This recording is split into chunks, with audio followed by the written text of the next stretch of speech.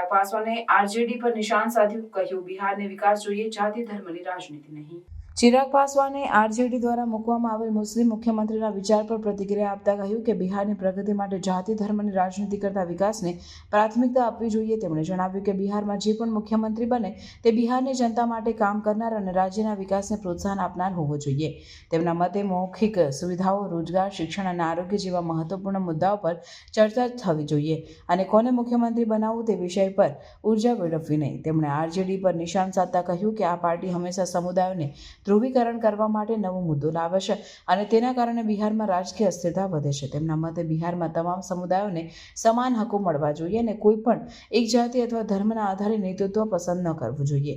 તેમણે ભાજપ સાથેની તેમની ગઠબંધન સરકારને બિહાર માટે શ્રેષ્ઠ વિકલ્પ ગણાવ્યો અને કહ્યું કે તેઓ આ મુદ્દા પર બિનજરૂરી રાજકારણ નહીં કરે। તેમણે વધુમાં કહ્યું કે બિહારની જનતા હવે વિકાસ ઈચ્છે છે અને તેઓ એવી સરકાર જોઈ રહી છે કે જે તમામ સમુદાયના હિતમાં કામ કરે। તેમના મતે રાજકીય પક્ષોએ ચૂંટણી જીતવા માટે ધર્મ અને જાતિના આધાર પર મતદારોને વહેંચવાની રાજનીતિ છોડવી જોઈએ અને ખરેખર જનતા માટે કામ કરવું જોઈએ।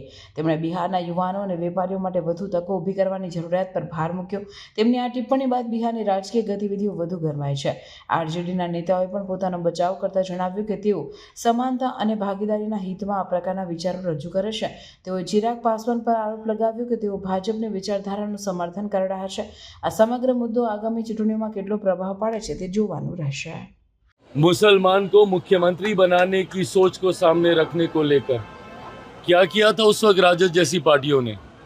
बहरहाल मैं मदनी साहब का आदर करता हूं और उन्होंने ये कहा है मेरे सराखों पर उनको भी कम से कम इन बातों को देखना चाहिए कि जिन लोगों को आप अपना हितैषी समझते हैं, मौका आने पर वो क्या करते हैं आपके लिए और आपके समाज के लिए।